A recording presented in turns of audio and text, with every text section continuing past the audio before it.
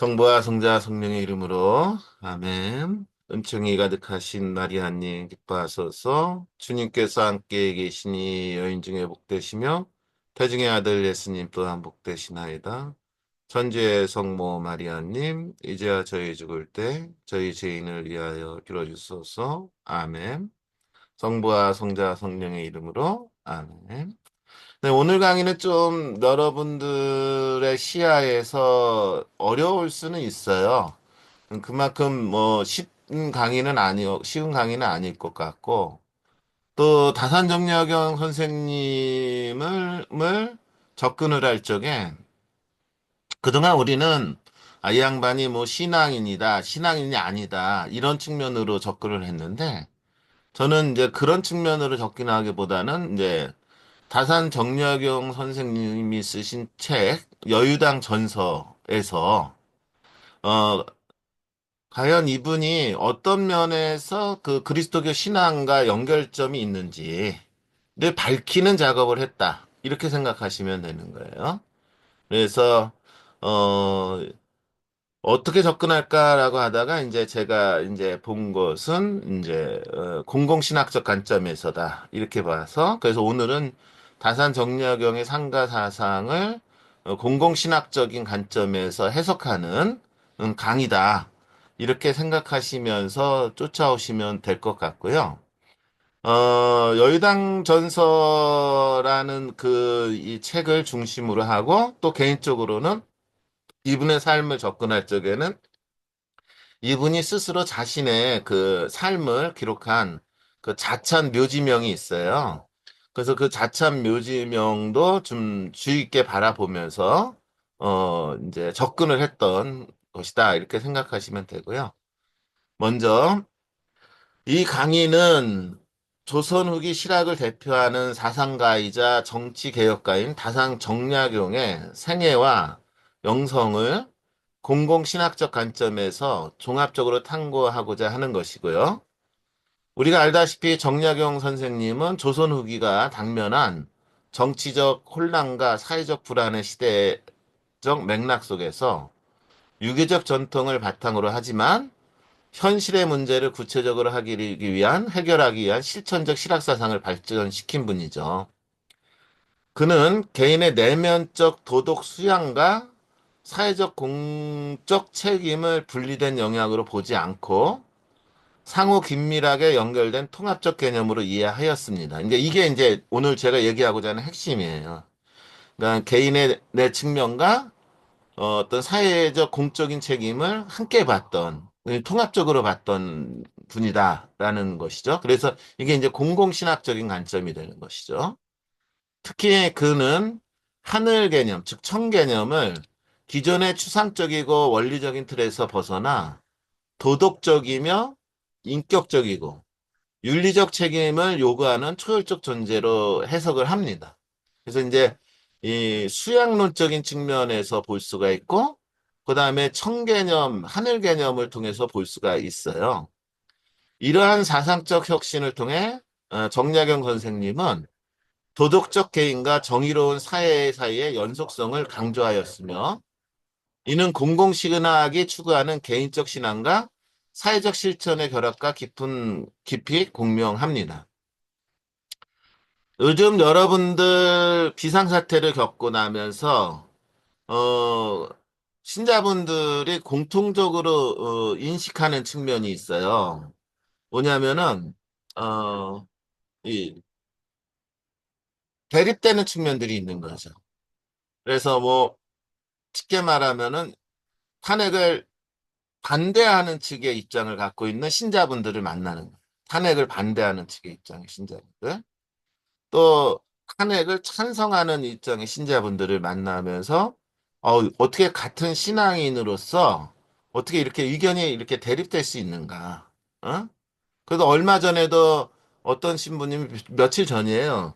신부님이 이제 이 탄핵하는 날, 그러니까 4월 4일 날, 그 아침 인사 때, 다 같이, 윤석열의 탄핵을 위해서 기도합시다. 이렇게 얘기하니까는 어떤 신자분이 그 자리에서 일어나, 신부님 그런 얘기하면 안 되죠? 하면서 이제 들고 일어났던 사건이 있어요.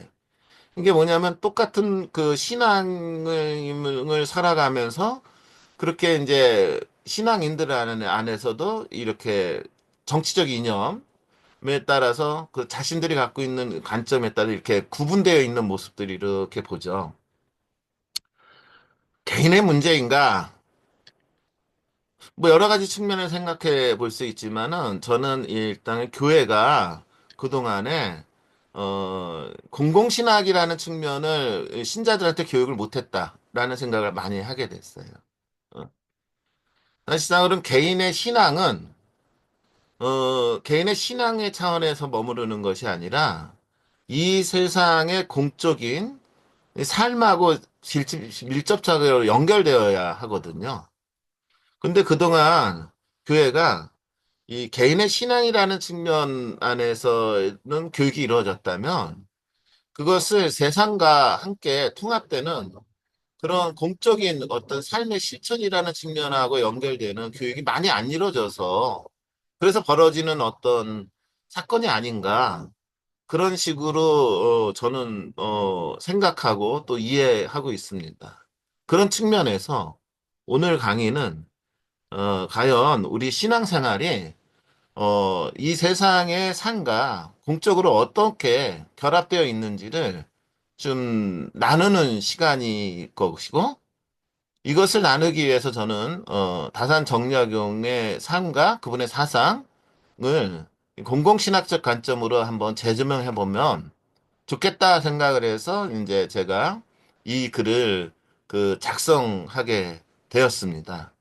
그래서 이 양반이 어떤 단순하게 그리스도교 신앙을 삶에서 어떻게 증언했느냐라는 측면에서의 강의가 아니라 이 양반의 삶 안에서 어떻게 그 사람의 삶과 개인적인 사상이 이 그리스도교가 얘기하는 공공신학적인 관점하고 밀접하게 맞닿을 수 있는 부분이 뭐가 있는지를 이렇게 탐구했고 이걸 통해서 우리는 다산 정약용을 이해한다라는 개념보다는 오늘날 우리 신앙인들이 어떠한 그 삶의 자세, 어떠한 가치관, 어떤 신앙관을 갖고 살아야 하는지 좀 조명해보는 작업을 이렇게 한다.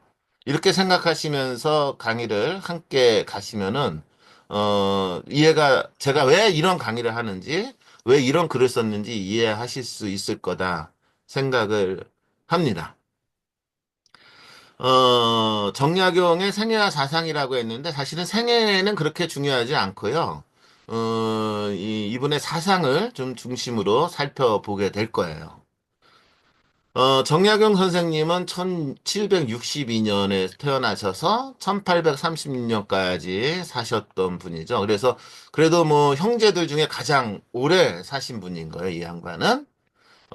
조선 후기 실학을 대표하는 사상가이자 개혁가로서 유교적 수양론과 실천적 개혁 정신을 통합한 독자적 사상을 구축한 분입니다.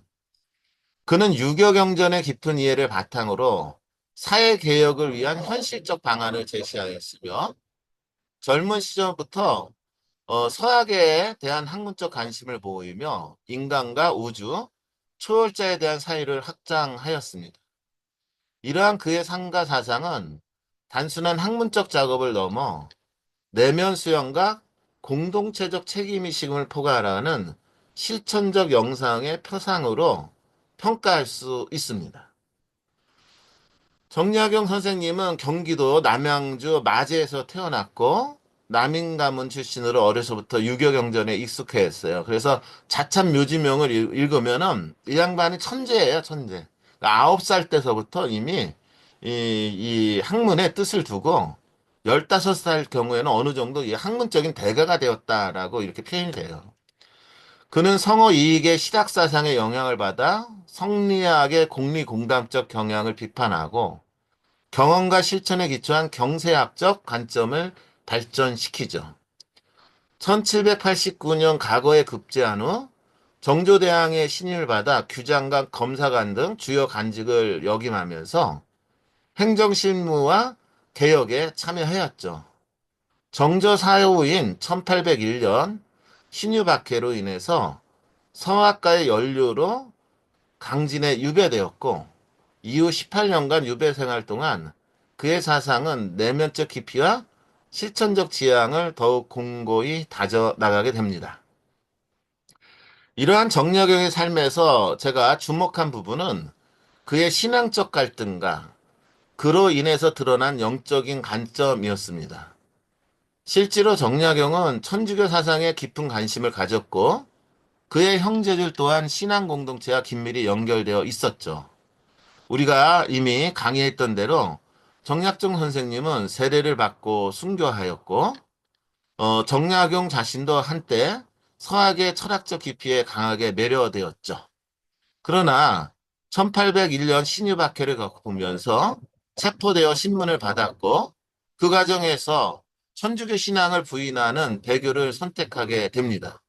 그래서 정약용 선생님은 완전히 배교를 한 것이고 이분의 삶에서 신앙은 없는 것이다라고 주장하는 거가 대세입니다. 대세. 현대 학자들의 대세죠.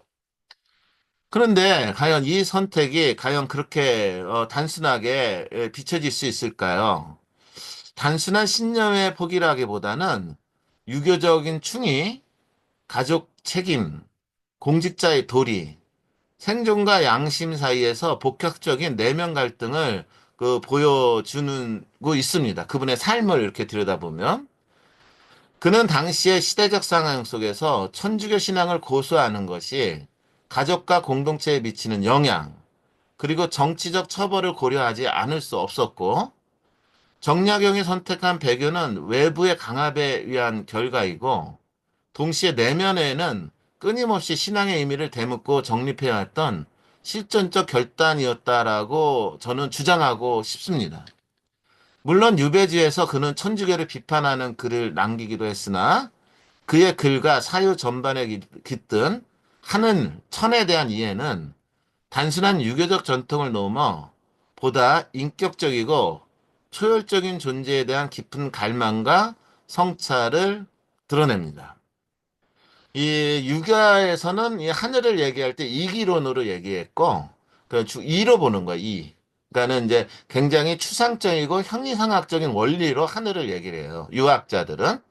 근데 정약용 선생님의 하늘관을 이렇게 들여다보면은 단순히 이라는 개념으로 보는 것이 아니라 인격적이고 초월적인 존재로 보는 그런 관점들이 많이 나와요.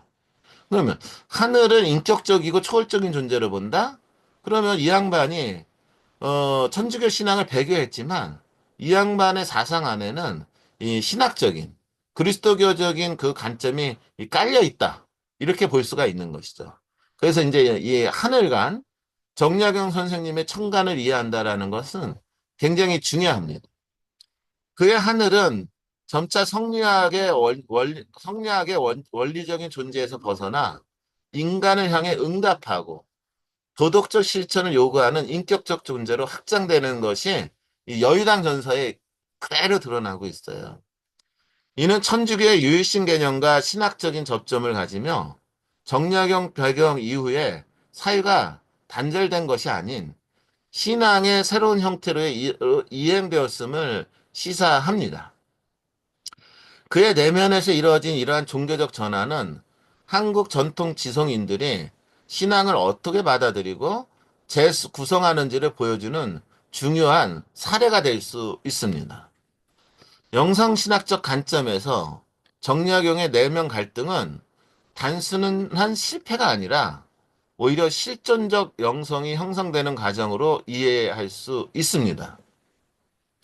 그는 외적으로 신앙을 부인하지만 내면으로는 초월자의 관계를 지속하려는 깊은 영적인 긴장을 유지하였습니다. 그래서 그의 삶은 단선적 확신이나 승리의 서사가 아닌 끊임없이 질문하고 침묵하고 실패하고 회복을 하는 그런 고통의 영성을 보여줍니다.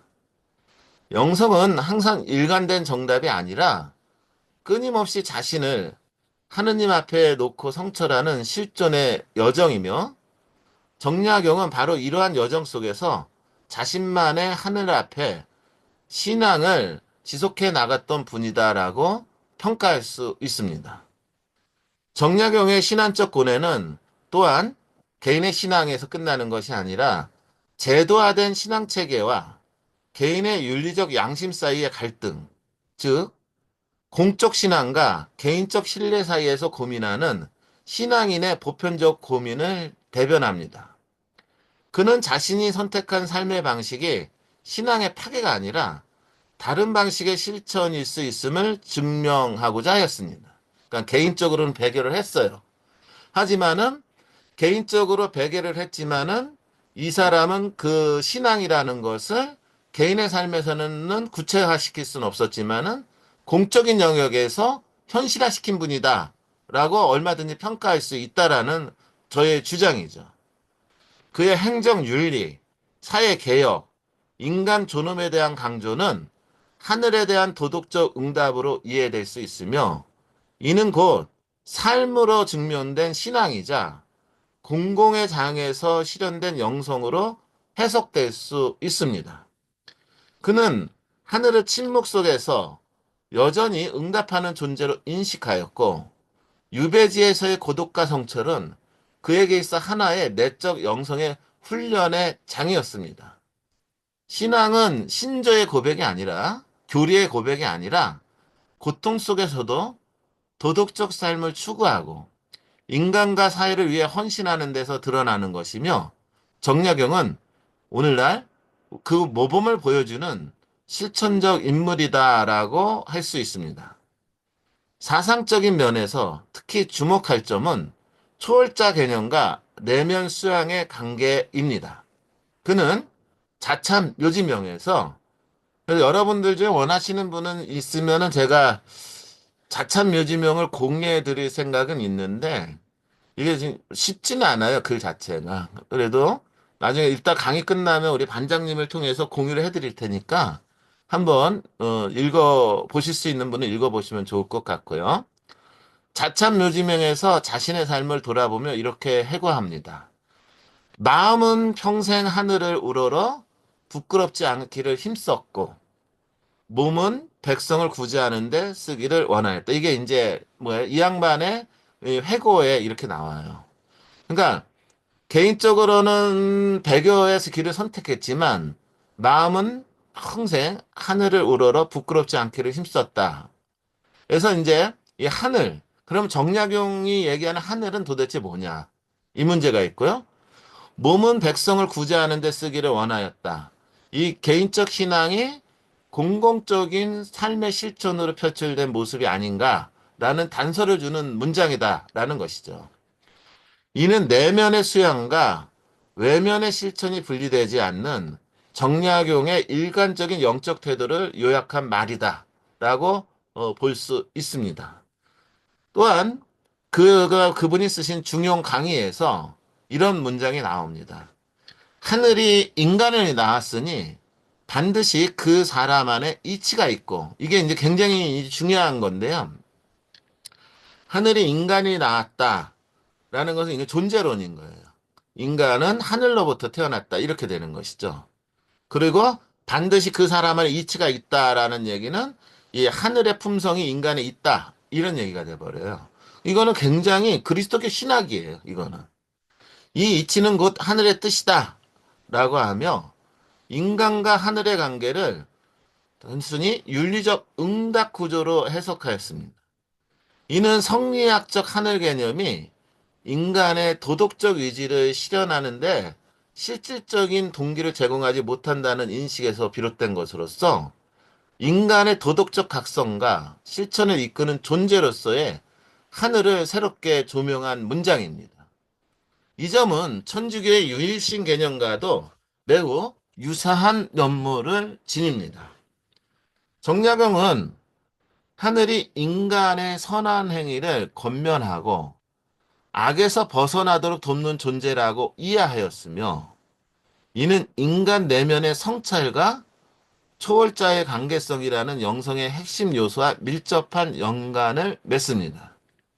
그래서 그의 내면 수양은 단지 자아 수련이 아니라 하늘 앞에서 도덕적 책임을 자각하고 응답하는 존재론적 구조에 기초한 것입니다. 그래서 이제 뭘 볼 거냐면 이제 수양론이라는 걸 보는 거예요. 이 양반이 자신의 내적인 이 수양이라는 것을 어떤 영역으로 이해했는지를 본다라는 거가 이제 매우 중요한 요소가 되는 것이죠. 한편 정약용의 실학은 경세치용입니다. 세상을 경영하는 것이죠. 경세치용의 정신에 기초하여 백성의 삶을 개선하고 사회 제도를 혁신하려는 지향을 갖고 있죠. 이러한 실천적 지향은 유배 기간 동안에 집필한 경세유표, 목민심서, 흠문심서 등의 저술에 잘 드러나죠. 경세유표는 여러분들 정치에 대한 문제를 다루는 거예요. 목민심서는 목민간, 쉽게 말하면 정치가의 자세를 얘기하는 거죠. 사실상으로. 흠문심서는 법이에요. 그죠? 근데 이게 경세유표, 목민심서, 흠문심서를 이렇게 들여다보다 보니까 오늘날 우리 한국 사회에서 과연 어떻게 하고 있는지가 이렇게 보이는 그런 측면들이 많이 있더라고요. 그는 사회제도의 정비뿐만 아니라 관리의 청렴성과 백성에 대한 사랑을 지속적으로 강조하였습니다. 그는 목민심서에서 백성은 하늘이 낳은 자식이요. 목민가는 하늘이 보낸 백성을 기르게 한 자다라고 하며 정치와 통치를 종교적 소명의식과 연결하는 모습을 보입니다.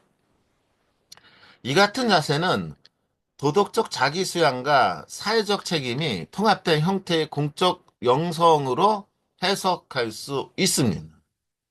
그래서 이제 우리 신자분들도 지금 시선이 바뀌어야 되지 않겠어요? 거듭 얘기하지만 교회가 세상의 일에 무관심하다라는 거는 세상의 일에 관심이 없다라는 거는 그건 있을 수 없는 거죠.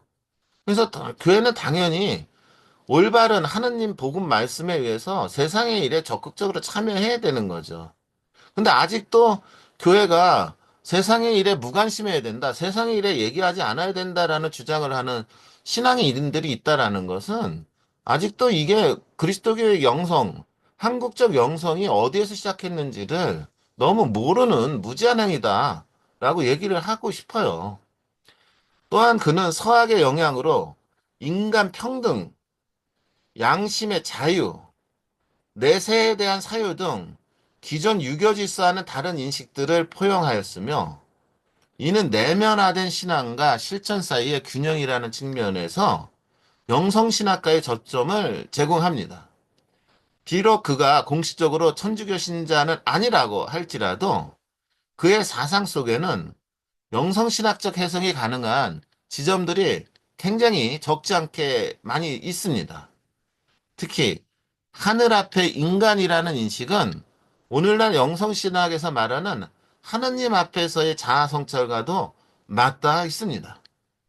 요컨대 정약용의 생애와 사상은 조교 조선 후기 사상뿐 아니라 오늘날 그리스도교 영성신학과 공공신학의 관점에서도 중요한 해석의 가능성을 열어줍니다.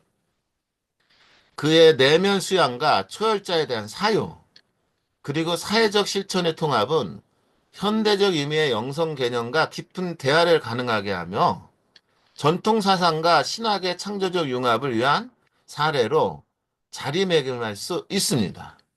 그의 배경은 이런 측면에서 포기가 아니라 질문하고 성찰하고 끝내 은납하는 영성의 또 다른 길이었습니다.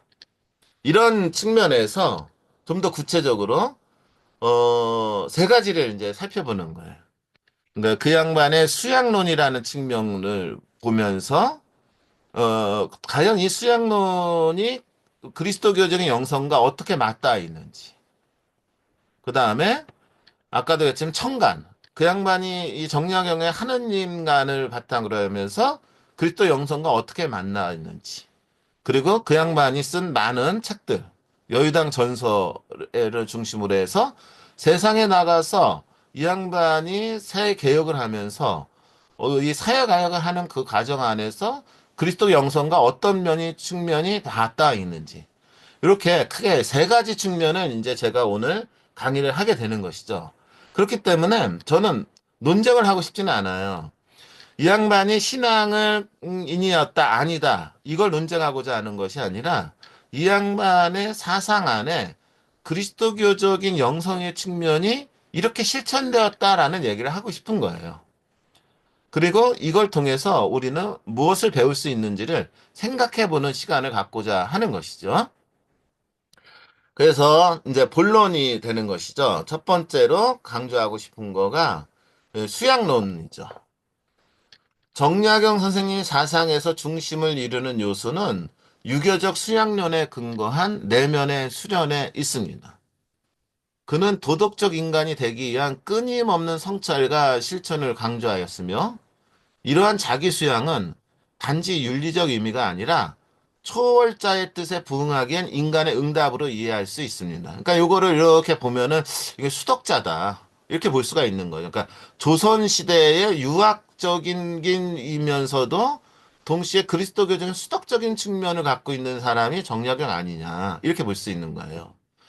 이는 현대 영성 시간이 신학이 추구하는 내면성과, 즉, 내면성, 내적인 거, 하느님과의 관계의 통합, 즉, 간상과 실천의 일치한 측면과 깊이 대화를 나눌 수 있는 지점이에요. 근거는 뭐냐면, 선생님이 쓰신 신경밀주라는 책이 있어요.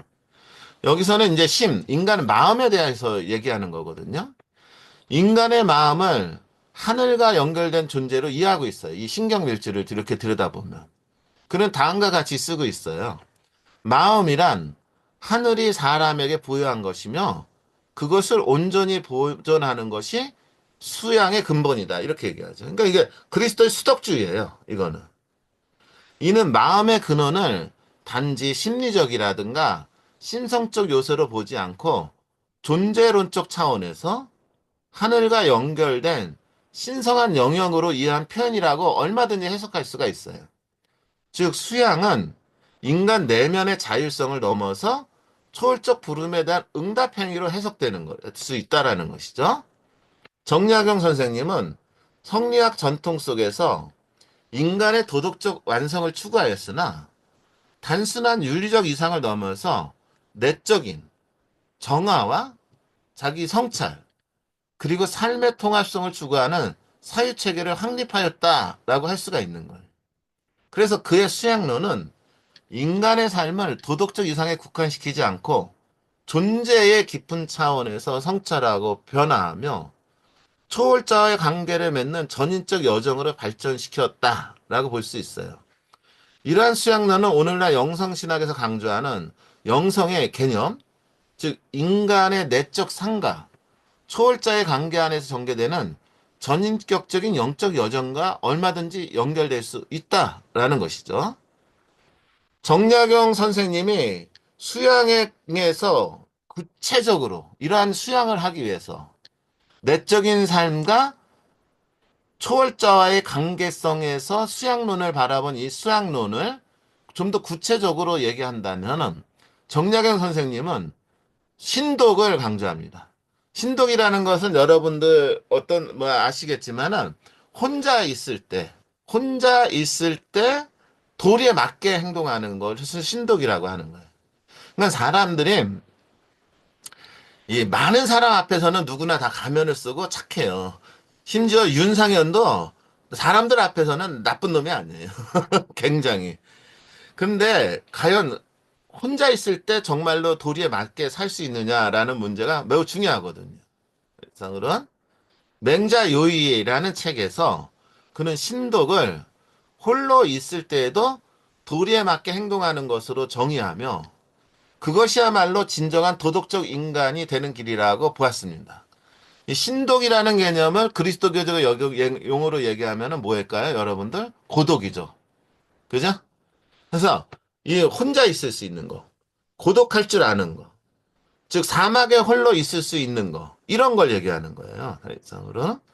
그는 사람이 혼자 있을 때조차도 두려워할 줄 아는 것은 하늘을 아는 데서 비롯된다라고 말하며 도덕적 내면성은 곧 신 앞에서의 자세임을 명확히 했습니다. 이는 하느님 앞에서 양심과 진실함을 유지하는 영성신학의 핵심概念과도 상통되죠.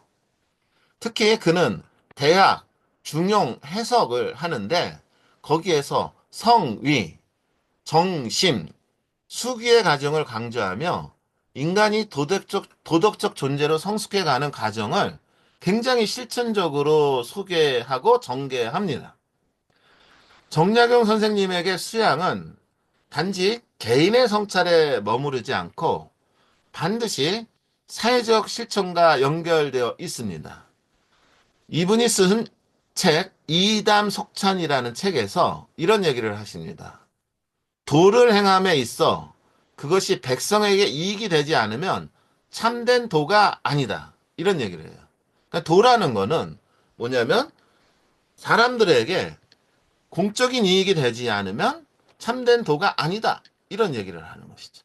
그러니까 내가 아무리 양심 있게 살아도 세상에 도움이 되지 않는 양심은 양심이 아니다라는 얘기인 거예요. 그래서 이것은 진정한 영성은 세상과의 단절이 아닌 관계와 책임 속에서 완성된다는 통찰로 이어지죠. 그는 유배지에서도 자녀 교육, 제자 양성, 농사와 생계 유지 등 일상의 삶을 통해 자신의 수양을 실현하였고, 이를 통해 성인이 되는 길은 일상생활 가운데 있다는 사실을 실천적으로 보여줍니다.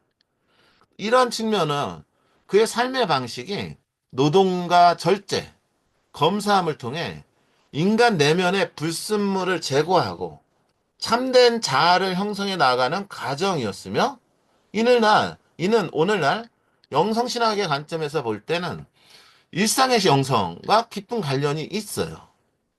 또한 그는 대학 공이라는 책에서 수기치인이라는 고전적 이상을 다시 해석합니다.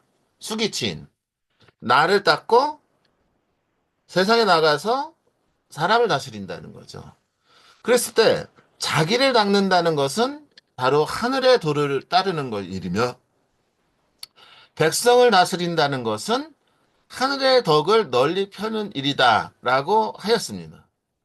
이는 수양과 정치를 이분화하지 않고 내면의 정화와 사회적 정의 구현을 하나의 영적 여정으로 바라보는 관점인 것이죠. 그래서 저는 우리 가톨릭 신자들이 이런 얘기를 좀 들어야 된다고 생각을 해요. 그리고 이런 그 관점이 형성돼야 된다고 생각해요. 정약용은 인간의 본성에 대해 매우 긍정적인 이해를 보였으며, 인간 내면에는 하늘로 보였던 영지가 존재한다고 보았습니다. 그러니까 우리가 알다시피 관상이 뭐예요? 관상이라는 것은 하느님이 주신 참된 지식을 얻는 것을 관상이라고 하거든요. 그랬을 적에 그 얘기를 정약용 선생님의 언어로 얘기하면 인간 내면에는 하늘로 보였던 영지가 존재한다라고 표현하는 것과 똑같은 거예요. 그는 이를 통해 인간이 선을 추구할 수 있는 능력을 지녔다고 보았고, 이 영지는 성리학적 이기론을 넘어 보다 직관적이고 인격적인 내면 인식을 전제하는 개념으로 확장됩니다. 이러한 영명한 존재로서의 인간 이하는 단지 유교적 자아 완성의 개념에 그치지 않고 인간 존재의 근원적 가치를 탐색하는 시도로 이어지죠.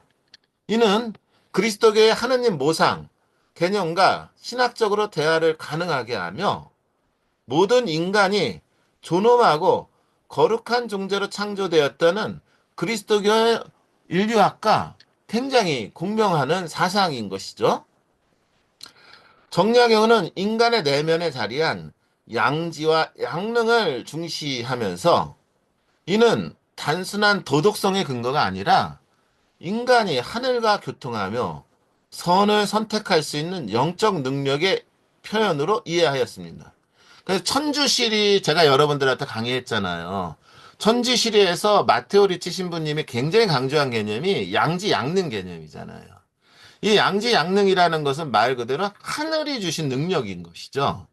바로 이런 관점에서 정약용 선생님은 이 인간 안에 있는 양지 양능 개념을 이 하늘이 주신 능력으로 연결시키고 이걸 통해서 하늘과 서로 상호 통계할 수 있다.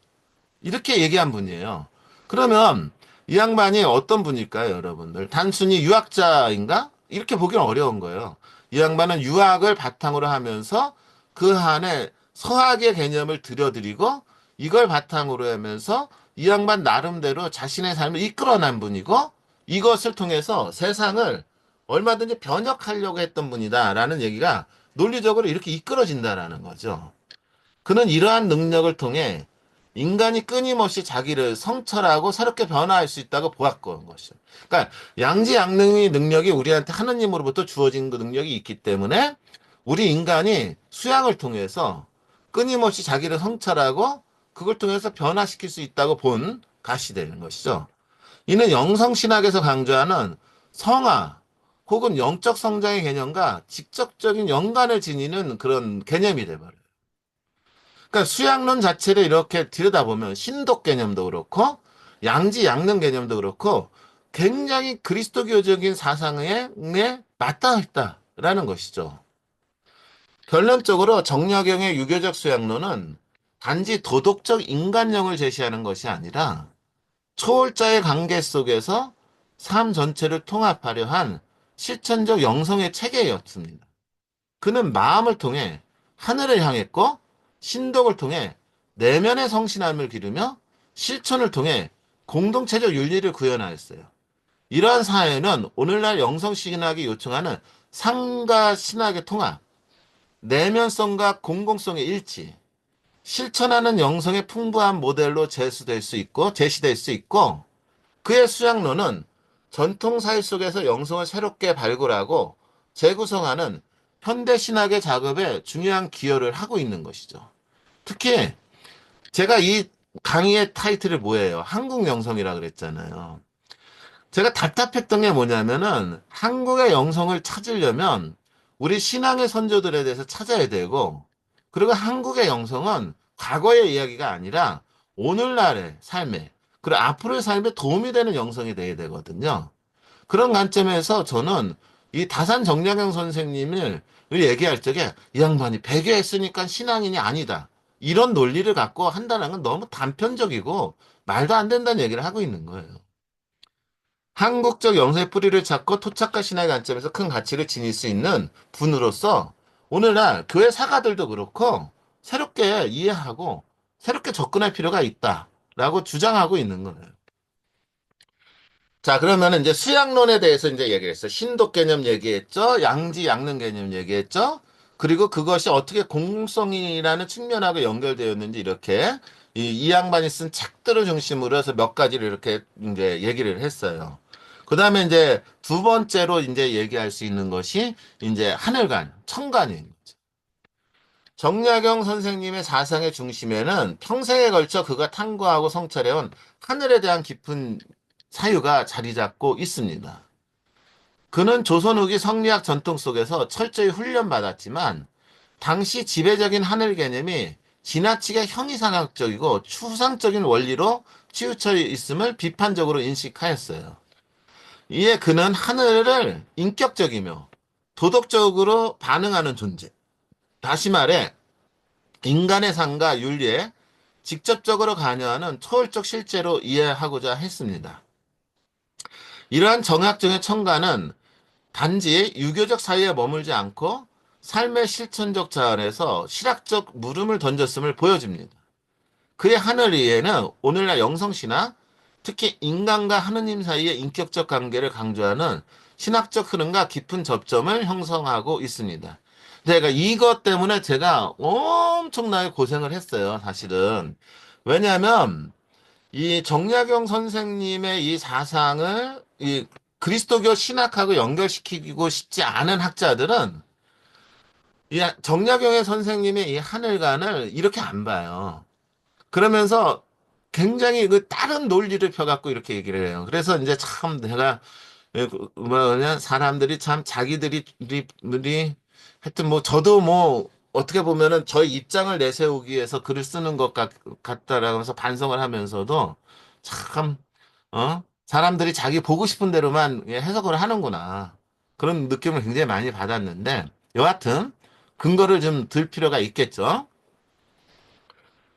정약용 선생님의 중형 강의에서 이런 얘기를 해요. 아까도 얘기했죠. 하늘이 사람을 낳았으니 반드시 그 안에 하늘의 이치가 있다고 하며 인간 존재 근원에 하늘의 이치가 내재해 있음을 역설하였어요. 그러니까 하늘과 인간의 상호 통교죠. 이는 하늘이 자연의 원리가 아닌 인간의 윤리적 상과 도덕적 판단에 실질적 영향을 주는 존재로 기능함을 의미합니다. 근데 이걸 갖고 이제 이 실학적인 관점에서 보는 사람들은 정약용 선생님은 하늘을 얘기할 때 그냥 자연의 일부로 봤다. 이렇게 주장하는 글들이 많이 있는 거예요. 근데 정말로 그럴까? 좀 더 이제 살펴보자라는 거죠. 그는 하늘을 도덕적 보편 원리를 근거로 삼았으며 인간이 하늘의 도를 따르는 것은 단순한 수능이 아니라 존재의 목적을 완성해가는 능동적 목적이라고 보았습니다. 자, 성기문답과 마가해통이라는 책이 있어요. 여기서 뭐라고 하냐면 하늘은 인간의 양심을 통하여 말씀하고 계시하신다라고 제시를 하고 있어요. 하늘과 인간 사이에는 일종의 도덕적 운박 구조가 작동하며 이는 인간의 내면의 자격을 통해 초월자의 부름에 응답할 수 있다는 인식을 드러냅니다. 이와 같은 사유는 그리스도교 영성신학에서 강조하는 꼬람데오, 하느님 앞에 선 존재라는 인간이어야 매우 유사하죠. 하늘은 말을 하진 않지만 인간의 양심과 실천을 통해 그 뜻을 드러내며 이는 하느님의 말씀과 성령의 인도를 양심을 통해 인식하는 신학적 정통과 깊은 친화성을 보여줍니다.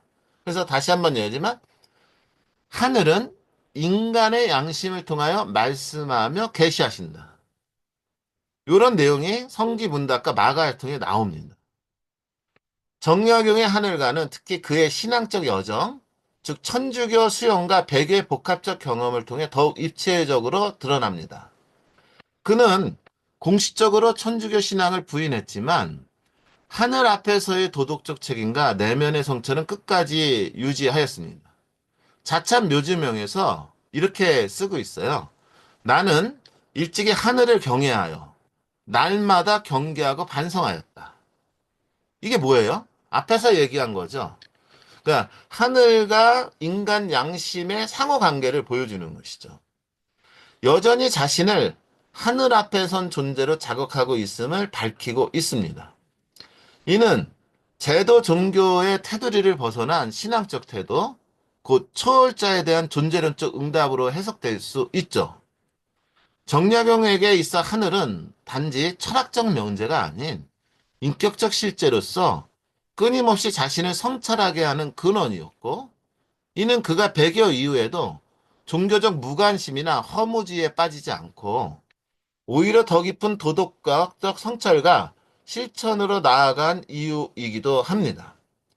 정약용 선생님은 여의당 전서 여러 곳에서 하늘은 말이 없지만 그리스도교 가르침과 똑같죠? 사람의 도리를 통해 그 뜻이 실현된다라는 언어를 이 문장을 반복합니다. 이는 하늘이 무언으로 존재하지만 인간의 윤리적 실천을 통해 그 뜻이 구체화된다는 확신에서 나온 표현이죠. 다시 말해 하늘은 윤리적 실천을 통해 계시된다는 존재이며 이는 하느님의 말씀과 성사뿐 아니라 삶 속의 정의와 자비를 통해 드러난다는 그리스도의 신학적 원리와도 상응하죠. 그러니까 제가 여러분들 자주 하는 말씀이 있잖아요. 기도 열심히 하면 뭐 합니까? 삶에서 기도가 실천되지 않으면 그게 무슨 기도입니까? 이런 얘기 하잖아요. 똑같은 거예요, 지금. 응? 우리가 이 세상에 살면서 정의롭게, 자비롭게 세상을 위해서 기여하지 않고 살아가면서 나는 성사 생활을 한다. 나는 미사 드린다.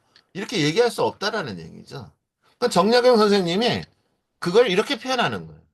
하늘은 말은 없지만 사람의 도리를 통해 그 뜻이 실현된다. 이 얘기는 여의당 전서 곳곳에 나와요. 응?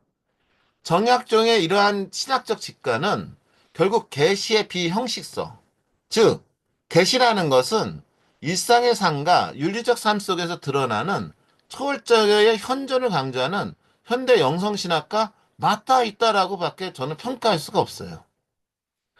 정약용은 또한 하늘의 내재성과 초월성 사이의 긴장을 유지하여 하렸습니다. 하늘이 인간 안에 내재하되 인간을 초월하는 존재로 이해했던 거죠. 그러니까 이게 전통 신학, 우리 그리스도교 신학에서 얘기하는 내재성과 초월성의 문제거든요. 하느님은 우리 안에 현존하셔요. 하지만 우리를 초월하는 분이죠. 근데 놀랍게도 정약용 선생님은 이 내재성과 초월성이라는 이 그리스도교 전통에서 내려오는 신학적 개념을 여의당 전서 곳곳에서 펼치고 있어요. 청간하고 연결해서. 이는 성리학의 이기론적 해석을 넘어서 보다 인격적이고 존재론적인 신론을 구성하려는 시도로 볼 수 있죠. 정약용 선생님의 하늘은 존재의 원천이자 실천의 기준이며 심판자이자 인도자입니다. 이러한 이해는 성경의 하느님이 창조자이자 인도자, 정의의 주체자이자 자비의 근원으로 이해되는 구조와 유사한 통합적인 신론의 형식으로 나타납니다. 정약용의 하늘과는 궁극적으로 그리스도의 인격적 하느님 이해와 밀접한 공명을 이룹니다. 그는 삼위일체나 성육신 같은 교의에는 동의하지 않았습니다. 분명한 것. 이게 동의했다라고 얘기하고 싶진 않아요. 하지만 인간과 초월적 인격적인 관계, 양심을 통한 내적인 계시, 그리고 삶의 도덕적 책임이라는 측면에서 그리스도 신학과 교차점을 형성하고 있습니다. 이로 인해 정약용의 하늘 이해는 단지 유교적 개념을 넘어서 동서양 사이의 통합적 신학대화에 유용한 과거 영화를 할 수 있게 되는 것이죠. 결론적으로 정약용의 하늘가는 조선 후기 사유 전통 속에서 형성된 신학적 사유로서 오늘날 토착화 신학과 맥락적 신학, 영성신학의 관점에서 재조명될 수 있다는 근거가 됩니다. 그는 철저히 동아시아적 언어와 개념을 사용했지만, 그러니까 서양의 언어를 사용하지 않았고, 동아시아의 언어를 사용했지만, 그의 질문과 응답은 보편적인 신학적 관점사와 맞닿아 있습니다. 인간의 내면과 초월자의 관계, 도덕과 신학의 통합, 실천과 묵상의 일치라는 그의 사회 구조는 오늘날 한국 신학이 세계 신학과 대화하는 데 있어 매우 귀중한 자원이 되는 것이죠. 특히 정약용의 하늘가는 단순히 사변의 결과물이 아니라 고난 속에서도 하늘을 경외하고 그 뜻을 실현하고자 한 지성인의 깊은 삶의 고백이자 신학적 유산이라고 얼마든지 얘기할 수 있습니다. 앞에서 제가 얘기한 그런 책들, 그 책들 안에 담겨져 있는 이 양반의 하늘관, 이런 걸 보면 내재성과 초월성, 이런 측면들이 놀랍게도 그리스도교의 전통신학과 맞닿아 있고, 특히 양심의 문제들, 또 하늘에 대한 경애에 대한 문제들, 존재론적 시각들, 그리고 그걸 통해서 세상을 바라보는 이런 관점들은 한국 영성의 굉장히 중요한 토대가 될 수 있고, 이것은 정약용에 끝나는 것이 아니라 오늘날 동아시아 신학을 얘기할 적에 굉장히 중요한 관점이다 라고 표현할 수 있는 개념이 된다라는 얘기가 되는 것이죠. 조금만 더, 한 10분만 더 하고 좀 쉴게요. 그 다음에 이제 세 번째로 제가 주목한 거가 이제 요거 온 거죠.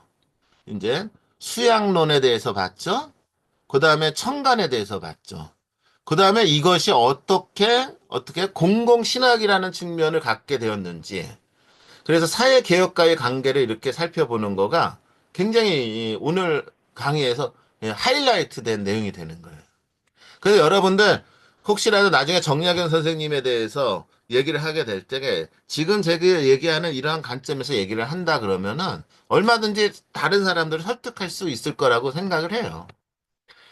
정약용의 사상은 단지 유교적 수양이나 초월자에 대한 내면 성찰에 머무르지 않고 거기서 끝난 것이 아니라 실제 사회개혁과 공공의 선을 향한 구체적인 실천으로 이어졌다는 점에서 매우 독자적이고 통합적인 영성의 형태를 보여줍니다. 그래서 오늘 강의의 핵심이 이거예요. 정말 저는 오늘 한국 가톨릭 신자들한테 이 얘기를 하고 싶은 거예요, 진짜. 이 신앙이라는 것이 공공선하고 얼마큼 밀접한 것인지 이것을 얘기하고 싶은 거죠. 다산 정약용은 배교자예요. 하지만 이분의 삶은 신앙인의 삶이에요. 특히 그는 유배 생활이라는 제한된 조건 속에서 민생 문제에 깊이 천착하며 백성을 위한 제도 개혁과 행정의 도덕화, 법률 개편에 몰두하였습니다. 아까 얘기했지만 흠문심서, 목민심서 이거 왜 써요? 이 양반이? 바로 이런 측면이거든요. 이러한 그의 실천적 관심은 단순한 현실 정치 비판이 아니라 하늘 앞에서의 도덕적 책임감에서 비롯된 공공적 영성의 표현이라고 볼 수 있습니다. 이는 오늘날 공공신화학이 지향하는 사회행동의 통합이라는 측면에서 매우 선구적인 사례로 평가될 수 있습니다. 정약용은 목민심서에서 지방간, 즉 정치가들, 뭐 쉽게 말하면 오늘날 뭐 서울시장, 뭐 대구시장, 이런 시장들, 시의원들, 이런 사람들이 갖춰야 할 도덕적 품성과 행정윤리를 구체적으로 서술하였습니다. 그는 목민간을 단순한 관리가 아니라 하늘로부터 위임받은 사명을 지닌 존재로 이해했어요. 그 소명의식이 있는 거예요. 목민간은 하늘이 보내 백성을 기리도록 한 자인이 백성을 하늘의 자식으로 여기고 정성으로 돌보아야 한다라고 주장을 해요. 목민심서에서. 즉 정치와 행정을 단순한 통치 기술이 아닌 소명으로 간주하였던 것이죠. 이는 하늘 앞에서의 책임 있는 공직자상을 제시하는 것으로서 정치적 실천이 신앙적 태도와 깊이 연결된다는 점에서 공공영소의 구체적인 형태로 해석될 수 있어요. 목민신서뿐만 아니라 경세유표와 흠문심서를 보면은 좀 더 구체적입니다. 경세유표와 흠문심서를 통해 중앙과 지방의 행정구조, 형벌제도, 인사 및 교육정책 등 국가 운영 전반에 대한 치밀한 개혁안을 제시하고 있어요. 정약용 선생님은. 그래서 제가 요즘 여러분들 이슈가 뭐예요? 뭐 헌법재판관, 뭐 헌재 다 법으로 얘기를 하잖아요. 법으로. 그쵸? 탄핵 뭐 이런 것들. 이런 거 다 얘기할 적에 이제 과연 우리가 이 법이라는 것을 어떻게 봐야 되는 거고 법이 어떤 지향성을 가져야 되는 것인지 정치가가 어떤 자세를 지내야 되는지 경제는 어떻게 이끌어야 되는지 이런 내용들이 경세유표 훈문신서에 가득 담겨 있어요. 이들 문헌은 당시 조선의 관료체제에 대한 날카로운 비판과 동시에 인간 중심의 행정윤리를 요청하는 실천적 테스트라고 할 수가 있는 것이에요. 인간 중심, 인본주의죠. 특히 흠문심서에서 정약용은 사람의 생명은 천하에서 가장 귀한 것인즉 감히 쉽게 죽이지 말아야 한다며 사법 집행에 있어서 인간 생명에 대한 존엄성과 하늘의 뜻에 대한 두려움을 잃지 말 것을 강조합니다. 그 당시 조선시대 때 얼마나 형벌이 무서웠어요. 얼마나 많은 사람들이 죽었습니까? 사실상으로는. 응? 생명을 경시하는 이 상황 안에서 이 법을 개혁하는 그 과정이 있었는데 개혁하고자 했고 그 개혁하고자 하는 과정 안에서 단한 정약용 선생님 인간 생명의 존엄성을 하늘의 뜻하고 연결시키면서 강조하면서 이 사법제도를 개혁하려고 했던 책이 흠문심서인 거예요. 응?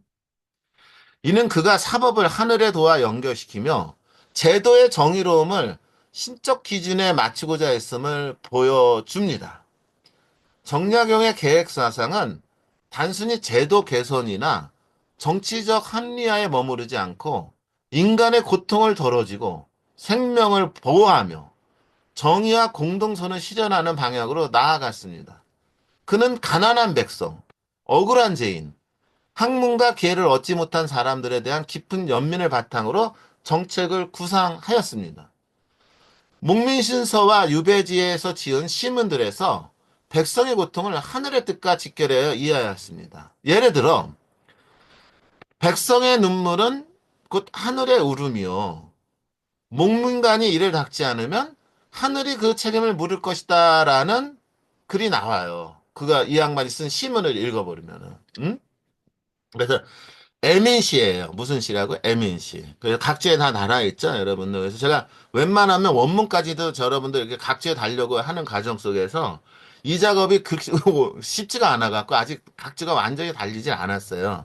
근데 나중에 보충해서 원고를 이제 완성해야 되는 작업이다 이렇게 생각하시면 돼요. 공직자의 도리는 곧 하늘의 도리를 실현하는 기름을 강조하였습니다. 여의당 전세에 수록된 여러 신문에서도 백성의 공곤함을 살피는 것이 곧 하늘을 섬기는 일이라는 표현을 통해 애민의 실천이 신앙적 응답임을 강하게 시사합니다. 이는 사회적 약자에 대한 연대, 공동체의 회복, 공공선에 대한 신앙적 응답이라는 오늘날 공공신학의 핵심 주제들과 긴밀히 연결됩니다. 대충 제가 이제 뭐 얘기하는지 아시겠죠? 그쵸? 그러니까 신앙이라는 게 뭐냐, 그리스도교 신앙이 뭐냐, 그리스도교 영성이 뭐냐라는 얘기를 할 적에 이 공공성이라는 측면, 세상에서 함께 한다라는 측면을 얘기하고 우리는 신앙을 얘기할 수 없지 않냐. 정약용 선생님은 배교했다. 그리고 이 양반이 실질적으로 신앙의 삶을 살았다라는 삶에서의 증거는 찾아보기는 어렵다. 하지만 이 양반의 문헌들, 글들, 이 양반이 추구했던 사상들, 이런 걸 들여다보면 놀랍게도 그리스도교의 신앙에서 얘기하는 공공신학적인 관점이 너무 많다. 그러니까 우리가 이런 공공신학적 관점에서 본다면 이 양반은 실질적으로는 신앙의 삶을 사는 사람이 아니냐. 얼마든지 얘기할 수 있다. 근데 이것을 얘기하는 거가 중요한 것이 아니라 그렇다면 우리 오늘날 한국 신앙인들은 과연 어떻게 신앙생활을 하고 있느냐? 어? 자신의 신앙과 하느님하고의 관계를 그냥 거기서 끝나느냐? 아니면 세상에서 공공선을 이루는데 펼쳐나가느냐? 근데 제가 보기에는 아직도 한국 가톨릭 신자들은 자꾸 이 세상과의 관계, 공공선의 관계, 이런 측면에서까지는 아직 진행이 안 되는 것 같다는 느낌이 매우 많이 받는다는 거죠. 너무 답답하다는 거예요. 근데 이것을 제가 얘기하면 설득력이 없으니까 다산 정약용 선생님을 한번 보자. 그리고 한국 영성의 뿌리가 어디에 있는지 보자.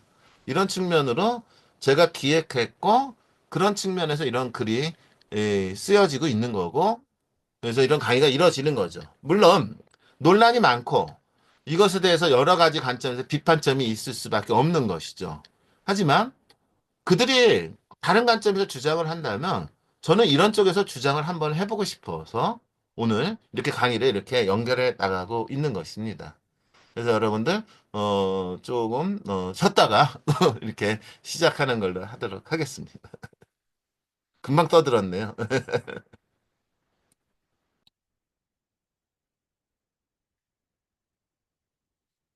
공공신학은 신앙이 공적 담론에 기여할 수 있는 방법, 곧 정의, 평화, 창조 질서의 보존, 인간 존엄성 증진 등을 어떻게 이 세상에서 실천할 것인가에 대해 묻는 신학입니다. 이러한 맥락에서 정약용은 이미 19세기 초 유교적 언어를 통해 그에 상응하는 철학적, 정책적 해석을 시도한 인물로 평가할 수 있습니다.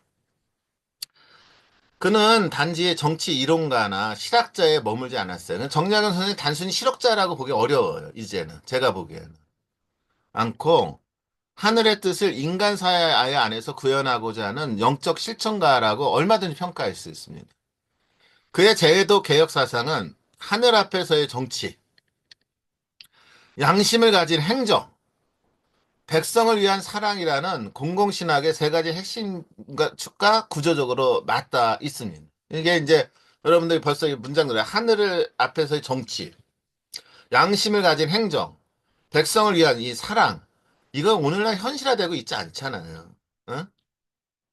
그래서 우리가 신학이 또 우리의 신앙이 일로 가야 돼요. 사실상. 정약용은 공공의 책임을 개인의 수양과 직접 연결시켰어요. 배학 공의에서 자기를 닦는 장만이 세상을 바로잡을 수 있다고 강조하며 얼마나 정치가들 거짓말들 많이 합니까, 진짜. 어? 도덕적 자아 형성과 공공 영역의 윤리 구현을 하나로 결합하였어요. 이러한 사회는 공공신학과 영성신학 모두에서 핵심적으로 다루는 주제, 개인성과 공공성의 통합이라는 구조와 일치합니다. 신앙은 곧 사회적 책임이고, 내면의 정연은 사회 질서의 회복으로 이어져야 한다는 그의 철학은 오늘날 종교가 혹은 가톨릭이 공적 삶에 개입할 수 있는 정당성과 방법론에 대한 깊은 통찰을 제공하죠. 정약용의 공공영성은 또한 톡착화 신학의 관점에서 주목할 만하죠. 그는 유교적 언어와 개념을 통해 보편 윤리와 정의, 인간 존엄이라는 신학적 가치를 구현하려고 하였으며, 이는 서구적 그리스도교 신학 언어를 넘어 한국적 신학의 지평을 넓히는 데 중요한 기여를 했습니다. 특히 하늘 앞에서 행정을 수행하는 태도, 민중을 하늘의 자식으로 여기는 이해, 정의롭고 자비로운 사법 행정은 모두 공공신학의 중요한 영역을 감싸는 포괄적 영성의 형태로 볼 수 있습니다. 결론적으로 정약용의 사회개혁과 정신과 공공적 실천은 오늘날 공공신학과 영성신학이 추구하는 통합적 인간상과 삶의 방향성을 풍부하게 보여줍니다. 그는 개인의 수양과 초월자에 대한 응답을 사회적 책임과 공동체적 정의로 연결시킴으로써 사유와 실천, 묵상과 행동, 내면성과 공공성의 조화를 보여주는 통합적 영성의 모범을 제시하였습니다. 정약용의 공공영성은 단지 과거의 유산이 아니라 오늘날 교회와 신화, 종교와 사회가 회복해야 할 영성의 방향을 제시하는 살아있는 신학적 자산이다라고 얘기하고 싶습니다. 자, 이런 의미로 한국적, 아시아적 영성과의 접점을 이렇게 정리할 수가 있습니다. 정약용의 사상은 한국적 영성 혹은 아시아적 영성이라는 관점에서 깊은 통찰을 제공합니다. 그의 상과 사유는 단지 유교적 전통에 뿌리든 실학의 완성이라기보다 내면의 성찰, 도덕적 실천, 초월자의 관계를 유기적으로 통합한 통정적 영성이라고 할 수 있죠. 첫째, 한국적 영상은 일반적으로 자연 친화성, 공동체 중심성, 실천 지향성, 그리고 내면의 수양이라는 요소를 중심으로 형성되어 왔습니다. 이러한 특징은 불교, 유교, 도교, 무속 등 다양한 종교 전통이 융합된 한국의 역사적 문화적 배경에서 비롯됩니다. 정약용은 유교를 기반으로 하면서도 불교와 도교, 그리고 서학 등 다양한 사상과 신앙을 접하면서 이를 비판적으로 수용하고 통합합니다. 그는 유교적 수양론의 틀 안에서 신독과 성의를 강조하였고, 이는 단지 윤리적 훈련에 그치지 않고 내면의 영적 깊이와 연결되어 있었습니다. 특히 그는 내면의 도덕적 자격을 강조하면서도 사회 정의 실현을 위한 실천을 동반한 삶의 영성을 지향하였죠. 앞에서 얘기한 걸 바탕으로 하는 거예요. 정약용의 내면 수양은 단지 개인의 성찰이나 도덕적 완성을 넘어 공동체를 향한 실천으로 기결되었고, 이는 한국 전통의 수기치인 사상과 일맥상통하며 동시에 오늘날 한국교회가 추구하는 신앙과 실천의 일치, 영성과 정의의 통합이라는 과제와도 긴밀하게 연결됩니다. 이건 과제죠. 신앙과 실천이 아직도 분리되어 있고 영성과 정의가 아직도 통합되지 않은 상태에 있는 거예요. 우리 한국 교회가. 그는 도덕적 성숙이 곧 정치적 책임으로 연결되어야 한다고 보았고, 유배지에서도 농사와 가르침, 독서를 통해 실천적 삶을 지속하였습니다. 이러한 그의 일상적인 삶에서의 수련은 오늘날 일상영성이라는 개념과 상통합니다. 또한 그는 자연과 인간, 사회가 유기적으로 연결되어 있다는 인식을 바탕으로 생태적 감수성과 관계 중심적 세계관을 지녔습니다.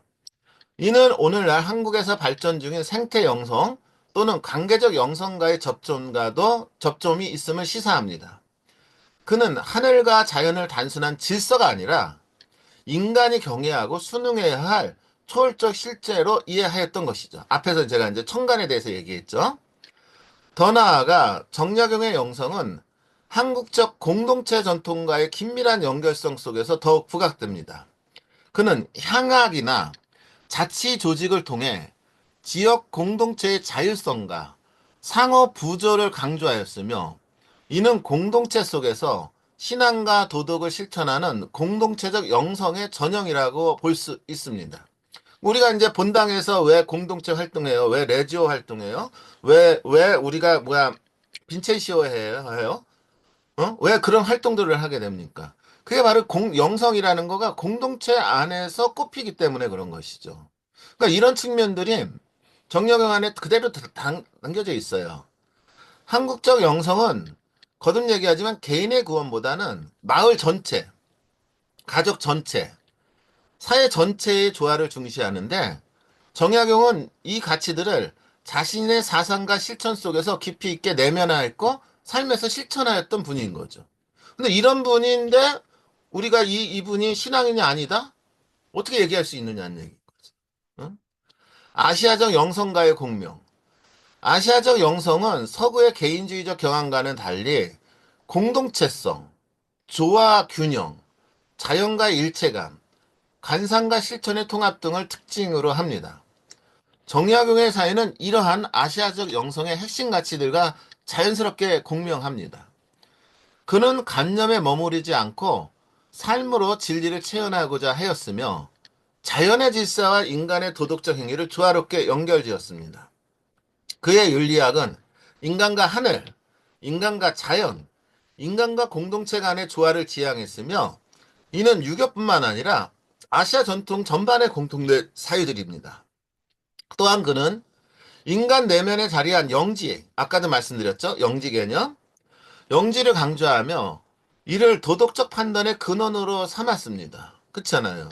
우리가 어떤 것을 판단을 할 적에 그냥 법으로 판단한다라는 것인지 진짜 이 인간이 내면 안에 대한 참된 지혜를 통해서 판단해야 될 것인지 이 질문을 던질 필요가 있는 거예요. 이는 불교의 본성, 사상이나 도교의 도 개념과도 대화 가능한 부분입니다.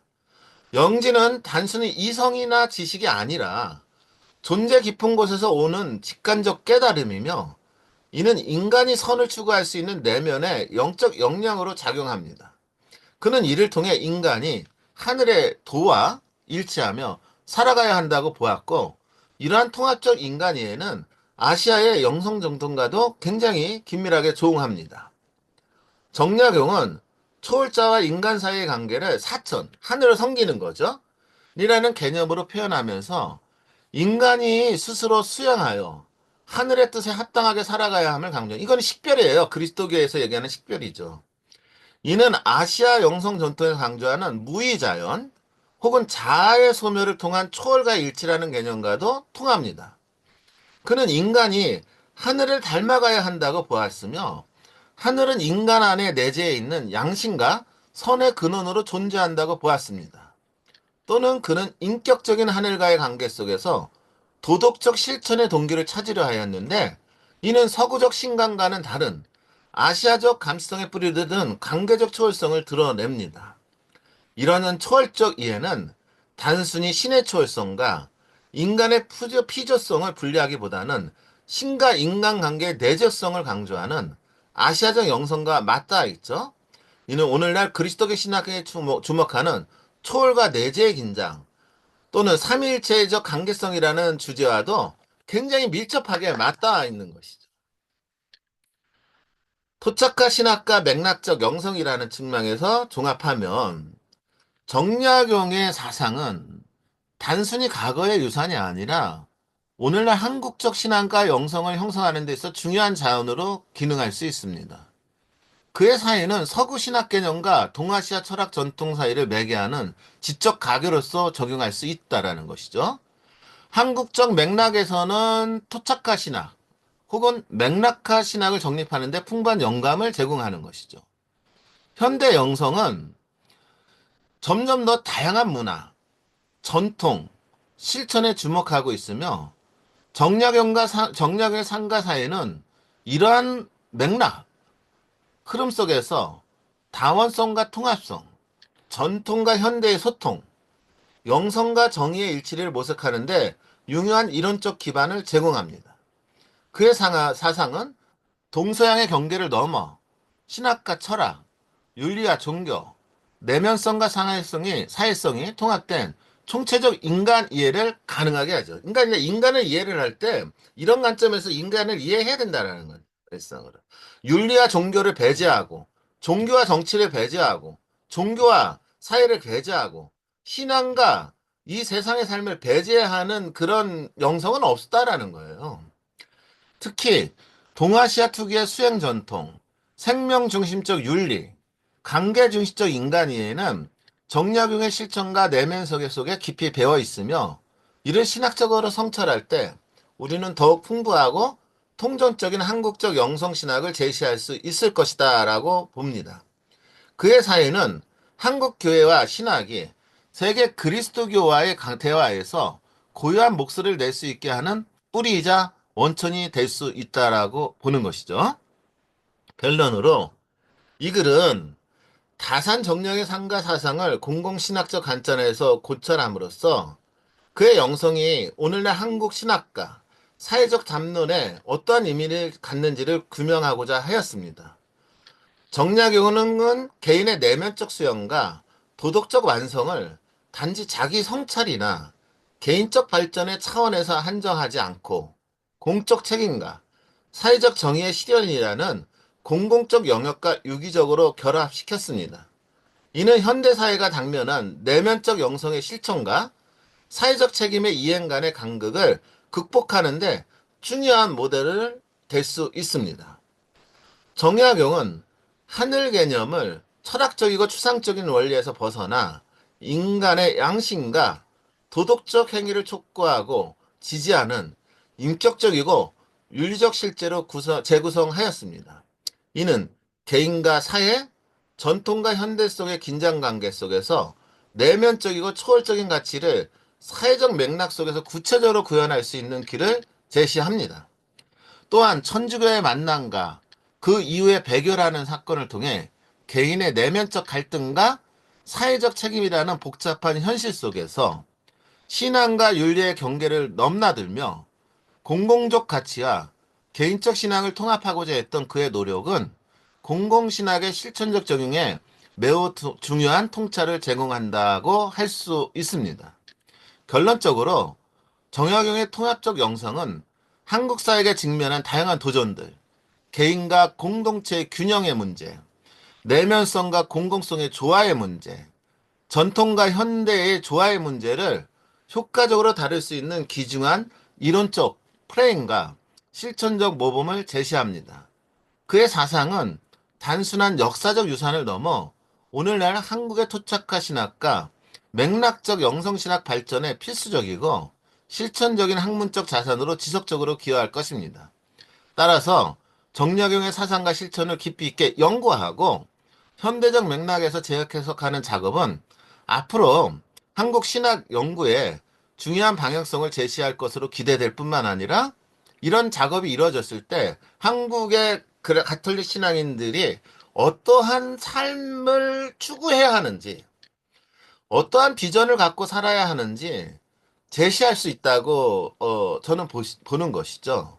그리고 다산 정약용을 얘기하는 것이 아니라 바로 이러한 시야가 거듭 말씀드리지만 오늘날 한국이라는 사회에서 살아가는 우리 신앙인들에게 내면화되고 좀 현실화되기를 굉장히 간절히 바라는 마음에서 이게 한국 영성이라는 것을 지금 하고 있는 거죠.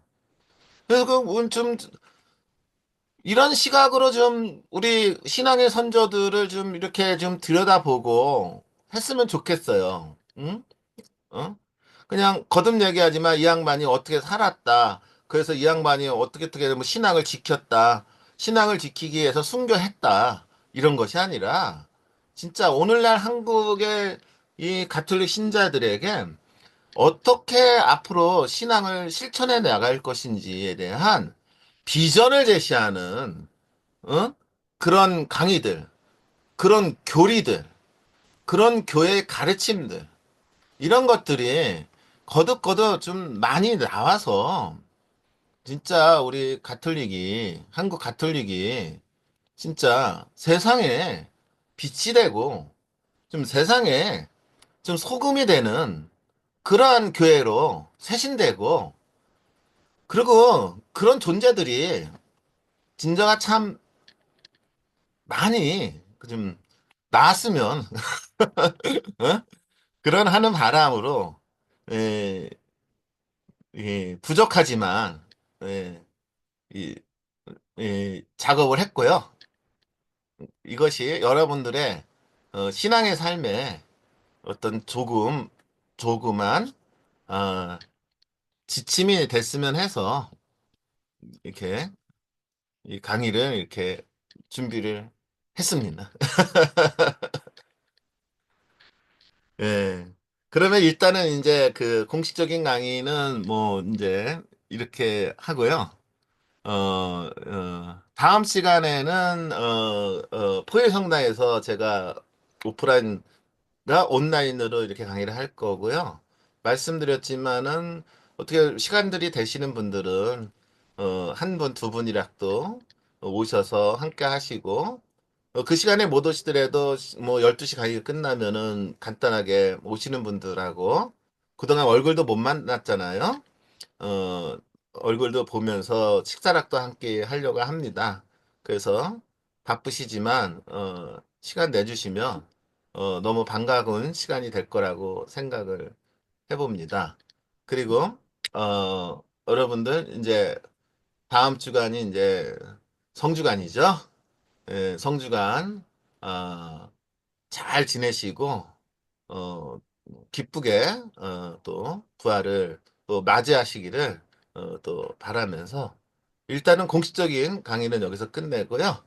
또 어, 나가시지 마시고 또 잠깐 말씀을 나누는 시간을 좀 갖도록 하고자 합니다.